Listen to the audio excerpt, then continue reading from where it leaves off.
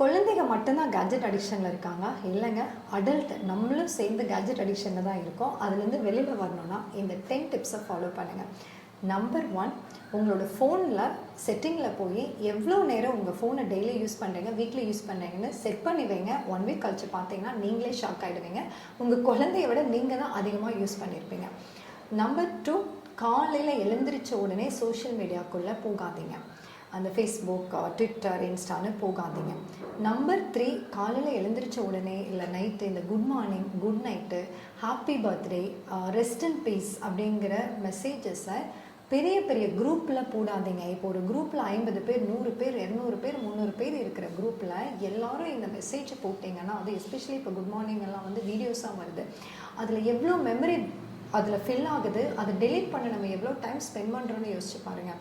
இந்த மாதிரி விஷயங்கள்லாம் நம்ம க்ளோஸ் சர்க்கிள் இருக்கவங்களுக்கு பண்ணணும். நம்பர் 4, இப்போ ஃபெஸ்டிவல் டைமில், இப்போ திவாலி டைம், நியூ இயர் டைமில் நிஜமாலுமே எல்லோரும் பண்ணுற தப்பு என்னென்னா, happy Diwali, happy new year, forward to all கான்டாக்ட்னு போட்டு விட்டுரும். அந்த கான்டாக்ட் 1000 கான்டாக்ட் இருக்கும். அந்த 1000 பேரும் உங்களுக்கு ஞாபகம் இருக்குமா? ஸோ எதுக்குங்க அன்னெசரியாக அத்தனை பேர்த்துக்கு கொடுக்கணும்? நான் பர்சனலாகவே சொல்கிறேன், திவாலி அன்றைக்கும் நியூ இயர் அன்றைக்கும் காலையில் வாட்ஸ்அப்பை எடுப்பேன், எதையுமே படிக்க மாட்டேன், டபுன்னு எல்லா மெசேஜும் டெலிட் ஆல்னு போட்டு விட்டுருவேன். ஈவினிங் ஒரு தடவை ஓப்பன் பண்ணுவேன், டெலிட் ஆல்னு போட்டு விட்டுருவேன்.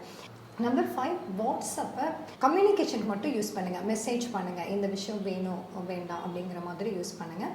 நம்பர் 6, இப்போ ஒரு குரூப்பில் இருக்கிறப்ப அதில் ஒரு ஆர்குமெண்ட்டுக்கு சேட் பண்ணிவிட்டு போகாதீங்க, டிபேட்டுக்குள்ளே போகாதீங்க. மெயினாக வந்து பாலிடிக்ஸ் பற்றி பேசுகிறோம், ஒரு ஏதாவது ஒரு கண்டென்ட்டை பற்றி பேசுகிறோம் அப்படின்னா, ஒருத்தர் ஒரு மெசேஜை ஃபார்வர்ட் பண்ணியிருந்தா அதுக்கு பதில் கொடுக்குறேன்னு சொல்ல போய் நிறைய சமயங்களில் அது சண்டையில் முடிஞ்சு அந்த ஃப்ரெண்ட்ஷிப்பவே அதை அஃபெக்ட் பண்ணுது. ஸோ ஏதாவது உங்களுக்கு ஒப்பீனியன் டிஸ்கஸ் பண்ணணும், டிபேட் பண்ணணும்னா அந்த பர்சனுக்கு ஃபோன் பண்ணி பேசுங்க. பட் வாட்ஸ்அப்பில் மெசேஜ் பண்ணாதீங்க. அது சில சமயங்களில் தப்பாக மிஸ் அண்டர்ஸ்டாண்ட் ஆகி மற்றவங்களையும் அது வந்து ஹர்ட் பண்ணும். நம்பர் 7, ஒரு கண்டென்ட்டை ஒருத்தர் ஃபார்வர்ட் பண்ணுறாங்க, அது உங்களுக்கு பிடிக்கலன்னா அதை தயவு செஞ்சு இக்னோர் பண்ணிவிடுங்க. குரூப்பில் போய் ஒரு ஆர்குமெண்ட்டாக ஒரு சேட் பண்ணி ஆரம்பிக்காதீங்க.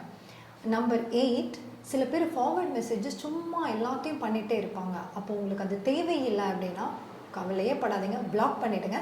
அந்த பர்சன் உங்களுக்கு தேவைன்னா ஃபோன் பண்ணி பேசிப்பாங்க, பட் வாட்ஸ்அப்பை நீங்கள் பிளாக் பண்ணிக்கோங்க. நம்பர் 9, சில குரூப்ஸ் உங்களுக்கு தேவையில்லை, நிறையா அன்னெசரியாக வந்து மெசேஜஸ் ஃபார்வர்ட் பண்ணுறாங்கன்னா அதுலேருந்து எக்ஸிட் ஆகிடுங்க. பியர் ப்ரெஷருக்காக நீங்கள் அந்த குரூப்பில் இருக்கணும்னு அவசியம் கிடையாது.